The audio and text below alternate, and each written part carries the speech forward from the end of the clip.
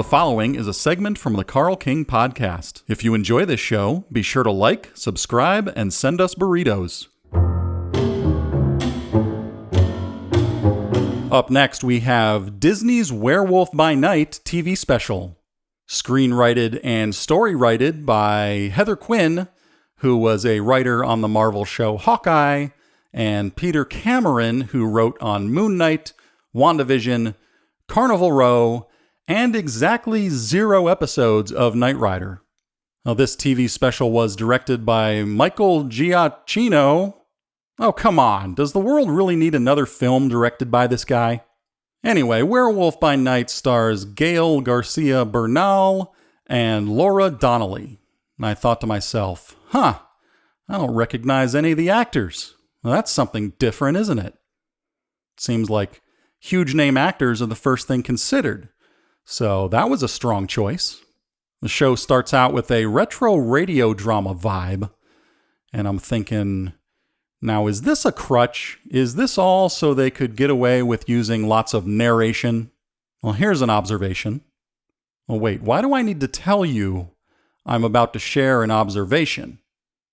Well, here it is anyway. Isn't it interesting that with all of this technology, we still can't make a movie look authentically old?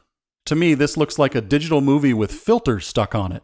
And sure enough, according to IMDb, this was indeed shot on digital with an Arri Alexa LF. Okay then. In the first part of Act 1, about the first 13 minutes, I'm thinking there's no way this is going to be enjoyable for me because it's loaded with exposition and facts. And it's looking like the plot is a straight-up competition between a bunch of mercenaries. It's literally a sport, which to me is the same thing as watching a video game. Oh, thank God. Kill me. I'm locked onto the rails going down the train track like a Disney ride. We know where it's going. This is plot-driven. I'm thinking, okay, so they've paid tribute to old black and white horror movies and TV. But are they going to leave out the most important thing? Is this going to be lacking that heavy psychological morality twist that Twilight Zone or Outer Limits would have? Like, is the guy the monster? Is the girl actually the monster? And what do we learn about the world and about humanity? And I'm expecting probably nothing. This is going to be the hero kills the monster, the end.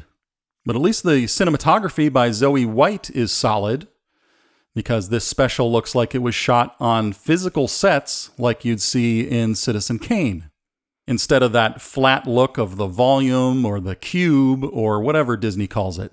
Lots of extreme foreground, lots of depth, so thank you, Zoe White.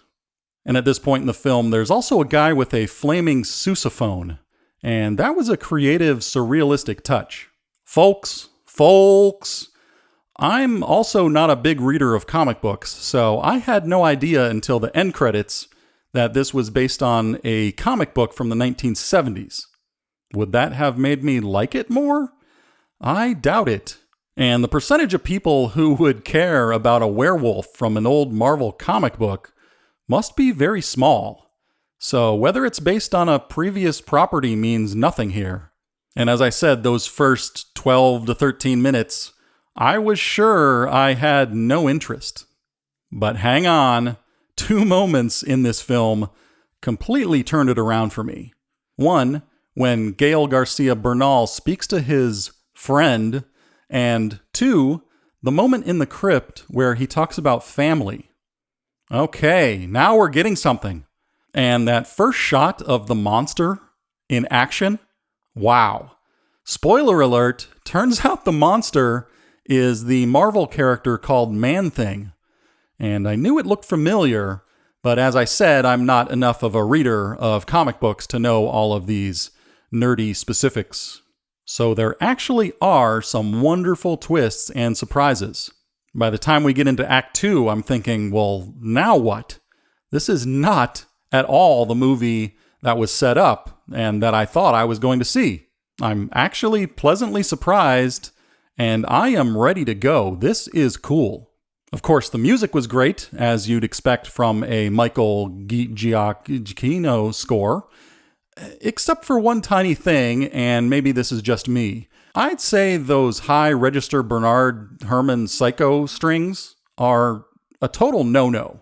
Those are off limits because it's just too direct and iconic. It just can't be used again, and it took me immediately out of the story every time I heard it. You know, we like some things and don't like others. And that got me thinking.